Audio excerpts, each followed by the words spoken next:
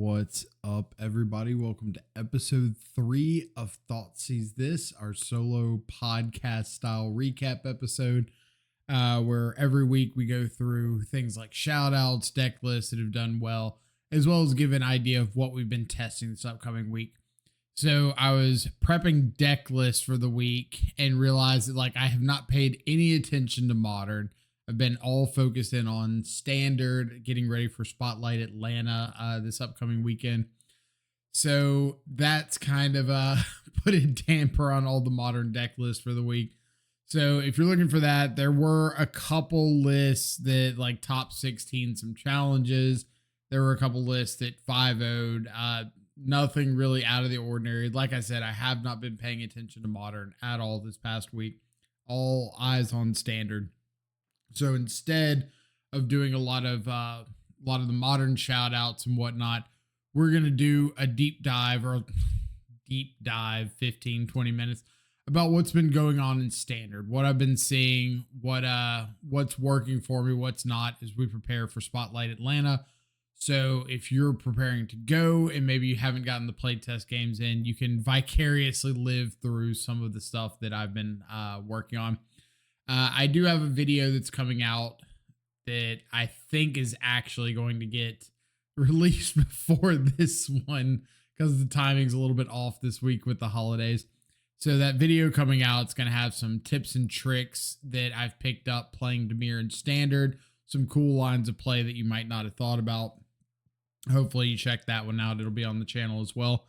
Otherwise, we're going to be going over the deck list that I've been having a lot of success with on the ranked arena ladder. Some of the things I might consider adjusting before the weekend, some things that I might keep the same, and just give you a general overview of how things are going on that end. So let's go ahead and minimize our video size. The magic of editing / clicking a button.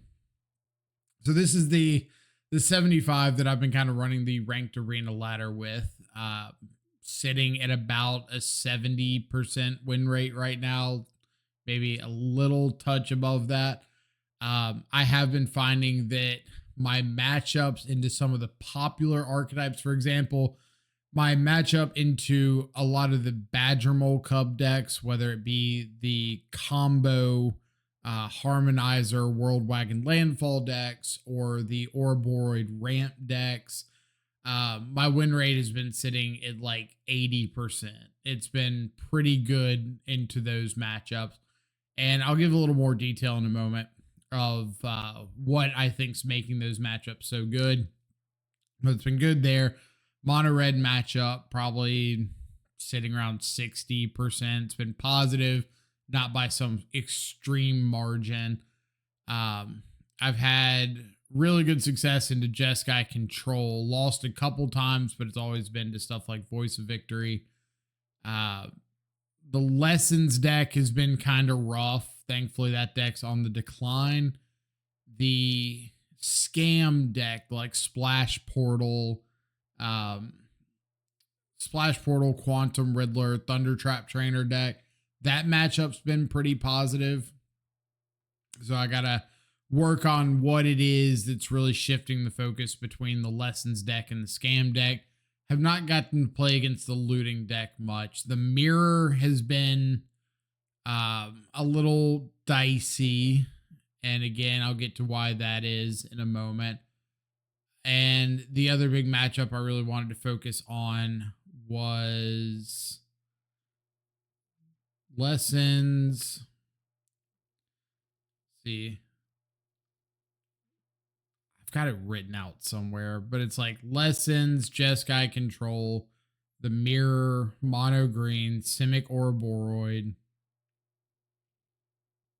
Oh, Reanimator. Reanimator's been really good. Tachana's Tidebinder's kind of a house there.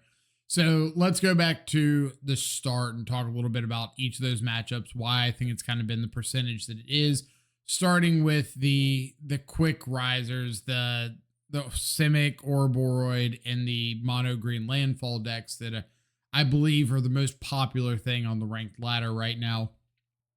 So the landfall deck, the World Wagon Harmonizer build.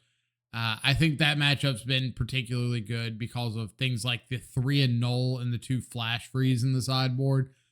You're really able to interact with World Wagon a lot easier than the lists that are on like no flash freeze, 2 annul, 2 phantom interference, because you get more opportunities to counter the World Wagon before it comes down and create that advantage. Also, the Wan Shi Tong in the main. It's not only for that matchup, but it's really, really good against it. If you're able to drop a Wan Shi Tong before like an Earthbending Lesson or a fetch land resolves, drop it before a World Wagon, and you're able to start getting those additional draws off of the search effects, then you can really compile like a hand of very strong cards into Harmonizers or World Wagons and be able to just close the game out with a giant flash flying vigilance attacker that's drawn you 3 or 4 cards. So really recommend Wan Shi Tong if that's a card that, or that's the deck that's on your radar. The 4 main deck copies of Tishana's Tidebinder help out a ton there, able to like stifle the original World Wagon ETB ability and just cut it off completely, or stifle a Harmonizer trigger to get rid of the combo potential, things like that. Having a couple copies of Malcolm Alluring Scoundrel has been really good, giving you a flying attacker that can get over a lot of those chump blockers on the ground, as well as filter your hand into some better stuff. Get rid of extra copies of like Spyglass Siren or whatnot, dig you for a flash freeze. And then out of the sideboard, the 3 copies of Day of Black Sun, as well as the 1 copy of Deadly Cover Up. So I went with a full board sweeper because I wanted the ability to get rid of all of like the Harmonizers, any Ouroboros, stuff like that might be on board, where Day of Black Sun gets up to 6 mana to need to hit 6 mana to kill those things. Deadly Cover Up only being 5 means you have the chance to deploy that a turn sooner. And then the surgical effect that's stapled onto it.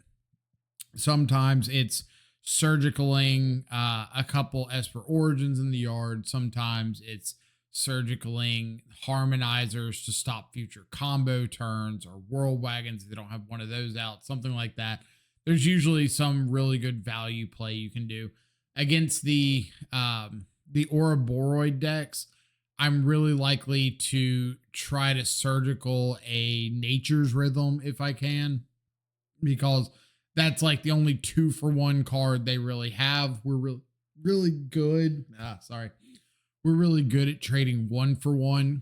So opponents having 2-for-1s against us can be a little bit problematic, especially when our only ways of actually stopping the card are 2 copies of Flash Freeze out of the sideboard. So cards like Ouroboros with all of our spot removal, Essence Scatters, stuff like that, Tidebinders are a little bit easier to interact with than the Nature's Rhythms. So yeah, just post board against those green creature decks, like boarding out Spyglass Sirens, Kaitos, boarding in a bunch of Wrath effects, Flash Freeze, possibly a Null, just gives us a lot of really good game to leverage like our tempo threats, leverage our bats and Malcolms and Flood Pits to keep the board kind of suppressed, start chipping in some damage in the air until you're able to pull ahead on cards, wrath the board to clean things up, and then jam like a Curiosity or something afterwards and get ahead. Against the mono red decks that are also very popular on the arena ladder at the moment, Flash Freeze pulling double duty there, really, really good against things like the Nova Hellkite, the dragon. Really good into there, but obviously tags any problematic spell, an Osier, Sunspine Lynx, a number of things. Thankfully, we don't have to worry about Screaming Nemesis anymore, so that makes life a little bit better.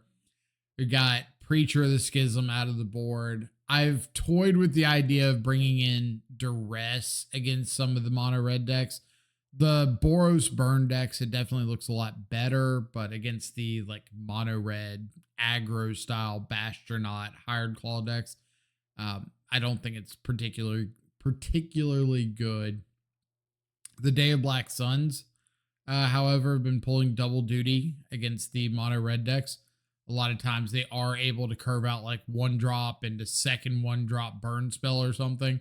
So a Day of Black Suns as soon as turn 3 to just swipe away some of those cheap 1-mana creatures that are trying to build up and gain some value over time is really, really positive. So Flash Freezes, Preacher, Day of Black Suns, and those kind of matchups. And then almost really similar to the mono green matchup, just boarding out like some Spyglass Sirens and some Kaitos. Maybe keep in a couple Kaitos and board out Curiosity instead if you're afraid of like Combustion or some of the exile based red spells. Why there are so many exile based red removal spells in standard, I have no idea, but it seems like every other one has got exile tacked onto it, like Torch the Tower or Combustion, or there's another popular sideboard one. So sometimes Enduring Curiosity comes out instead if you're more concerned about those exile effects. The games that I end up losing to mono red are typically games where like they curve out 1-drops or like 1-drop into 2-drop into Nova or something, and and Day of Black Sun looks a lot worse because they have those varying mana costs and they're like going up the curve, which means I have to hit additional land drops for Day of Black Sun. Or games where like I'm really relying on flashing in a Curiosity to block, or Flood Pits to tap something down and block something else. They have the removal spell for my creature, and I have to spend like more mana to try to put a blocker out there than they spend mana getting rid of my blocker. Because that's when they're able to start like doubling up on spells for the turn and you fall behind. That's about it for mono red. It's really just a matchup where in my mind, I'm trying to lower the curve as much as possible, move like all of these 4-drop plays down to like 3-mana Day of Black Sun or 2-mana Flash Freeze or something like that, and just get things lower on the curve. The next one is the Lessons deck. Again, I said this is one of the ones that I've been kind of struggling with, so I've been adjusting my sideboard plan here and there. So obviously a null, like really good out of the sideboard, being able to hit the Artist Talent and the Monuments. Duress really good. Ghost Vacuum and Soul Guide Lantern are okay for trying to shut down Accumulated Wisdom. I don't love that plan, but I feel like unfortunately it's kind of a necessary part since you can't really stop them from casting Accumulated Wisdoms. The Flash Freezes usually don't come in. Preacher does. Talion comes in this matchup. So against like the actual Lessons deck, naming 2 is usually really good advantage because you're able to hit like Iroh's Demonstration. So if they go to kill your Talion, they lose 3, you draw a card, so it replaces itself. Does the same thing with Combustion, but also triggers on things like Accumulated Wisdom off the red-blue hybrid, discard draw off new Artist Talents, bunch of stuff like that. It also triggers off of Grand being cast because it cares about the power or toughness of the creature, and since Grand's toughness is 2, it triggers off that. It does not trigger off of the Boomerang Basics or the Storm Chasers talent. So you do have to be a little cognizant of that, which is why I also bring in like a couple copies of Day of Black Sun. It doesn't look appealing at face value because their only creature is Grand. But if you let your opponent have a storm off turn with like Storm Chaser's talent, Boomerang Basics the talent, Storm Chaser's talent again, level it up, buy back Boomerang Basics, the Storm Chaser's talent. Like, you need a way to get rid of those tokens and catch back up. And unfortunately, Deadly Cover-Up's like the only real option if you don't have a null already in hand for that Storm Chaser's talent. Things I'm interested in boarding out. Curiosity comes out really, really quickly since they're on a 4 main deck combustion list. So they're really able to get Curiosity exiled. The Kaitos typically stay in some high number because a lot of their interaction is good against creatures, but doesn't hit planeswalkers. So if you're able to curve out like a Flood Pits, flash in into turn Flood Pits into a Kaito, you can dodge a good amount of that sorcery speed removal, get Kaito down, start ticking up. Past that, I might bring out like some cheap removal spells like Stab or Tragic Trajectory if I'm on the, or if Stab or Tragic Trajectory if I'm on the play, and then maybe like Shoot the Sheriff or some number of Bitter Triumph if I'm on the draw, so that I've got ways to answer Grand on turn 1 on the draw with Stab and Tragic Trajectory. Or if I'm on the play, I've got Bitter Triumph, Shoot the Sheriff, and I can focus my turn 1 more on like making my mana smooth or playing out a Cecil or Spyglass, something like that. The Scam deck is a little bit different. Flash Freeze is a lot better against the Scam list because it's able to hit the Frostcliff Siege. It's able to hit the Furnace, and those are a lot more impactful cards overall than like the 1-for-1 removal spells that Lessons plays. So being able to hit a Furnace and stop them from flipping it over into an extra card draw every turn, or being able to hit the Frostcliff Siege and stop like Warped Riddlers from hitting you in the face for 5, or killing a Kaito hastily is a very big deal. The Ghost Vacuum, Soul Guide Lantern stuff's a little bit worse against them, against the Scam version. So I usually don't bring those in. That's kind of like the trade-off. The Flash Freezes for those Grave Hate pieces. Talion against the Scam deck is more likely to name 1 than 2 because you get the additional splash portals while also still hitting the Boomerang Basics,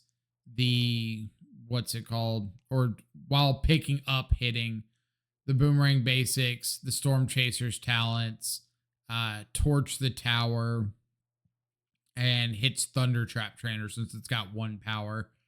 So those are kind of the blue-red decks are like the matchups where you really want Talion. Stuff that I'm sideboarding out against the Blink decks or against the Scam decks. Again, like Enduring Curiosity, because so much of their removal is cheaper than Curiosity and Exiles. So that's a lot less exciting. Stab and Tragic Trajectory are both pretty weak. I'll keep in Tragic Trajectory over Stab, but I'm definitely boarding Stab out. It's because they're not playing Grand, so you don't care about having Stab on turn 1. And by turn 2, you've got access to Bitter Triumph and Shoot the Sheriff that can fight over a Splash Portaled Otter, even if you're on the draw. So you don't need that 1 mana interaction as much. And then stuff like Flood Pits Drowner is fairly weak. Spyglass Siren if you're boarding in Day of Black Sun, but usually your Day of Black Sun for 0, so it doesn't really interfere there. That matchup is really about finding Kaito, getting Kaito on the battlefield, because again, a lot of the red base interaction is really good at exiling creatures, dealing damage to creatures, not so great at hitting planeswalkers. So find Kaito, get Kaito down, find a way to answer Riddler, and start ticking Kaito up. You want your Kaito to be able to attack into a Quantum Riddler if it comes to that. So that's about it for the Scam matchup. The next one's the Mirror. I said the Mirror was dicey, and it's because I'm not teched for the Mirror at all. You'll see a lot of Dimir lists running like Unagi of Kyoshi Island or Fey Bloom Trick, stuff like that. Maybe Preacher of the Schism in the main deck. All cards that are really good into the mirror. All cards that I am not playing. Like I've got a Preacher in the sideboard, but no Fey Bloom Tricks, no Unagi of Kyoshi Island. I think the card is clunky unless you're in like a long, drawn out, grindy mid-range fight. And that doesn't come up that much. So not running any of those. I'm going to absolutely get got by Fey Bloom Tricks in the mirror. Nothing I can do about that. So I accept that L. Other than that, like Malcolm's pretty good in the mirror, especially if you can get a map counter on it with Spyglass, because then you're able to attack into opposing Spyglasses or Deep Cavern Bat, stuff like that. Help filter your hand a good bit. The 4 Tidebinder in the main's really good into the mirror. Wan Shi Tong's pretty good in the mirror. Yeah, like there are some good mirror cards, but I'm kind of lacking the last 3 or 4 spots to really go over the top in the mirror. Out of the sideboard, I usually bring in like a couple copies of Day of Black Sun, because it's really good to be able to catch up if you fall behind to like some cheap creatures on board. I'll bring in Preacher of the Schism, and I'll usually bring in Talion just to like up my total number of threats, though I'm not thrilled about it. But Talion naming 2 against the Dimir Mirror can have some really cool implications. Start drawing off of all those Flood Pits and Deep Cavern Bats, removal spells. Can be kind of nice. About it for the mirror. Jeskai Control, one of the better matchups, better reason to play Dimir. The only real, like the advantage of Dimir against Jeskai Control is you do a really good job of this instant speed flash game plan, where you're able to deploy your threats on your opponent's in step, or if they do something on their turn, like tap 3 of their 4 mana for a stock up, maybe flash something in there so they can't hold up and no more lies. But you're able to deploy these threats into turn, untap, have mana available again to interact, start fighting on your turn, and then cards like Kaito and Curiosity, typically against Jeskai Control, what I say is the first time you connect and draw like 2 or 3 with the Curiosity, or you ninjutsu in Kaito after like a bat or something and they don't have a get lost, the game's just over. They've got a lot of cool cards, but their cards don't line up very well with like the flash threats and the card draw that we present. The real tough part is post board. So a lot of these Jeskai Control lists are boarding in like Bezas, Unagi, maybe some Tidebinders, and most importantly, Voice of Victory. So they're really going like Jeskai tempo creatures post board and less Jeskai Control, boarding out like a bunch of clunky card draw and wrath effects and whatnot.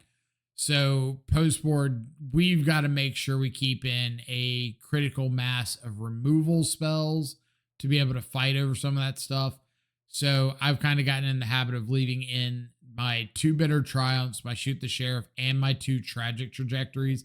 I take out Stab because it doesn't hit really anything in the deck, but leaving the Tragic Trajectories because it can hit Kyoshi, can hit Beza, can hit Voice of Victory.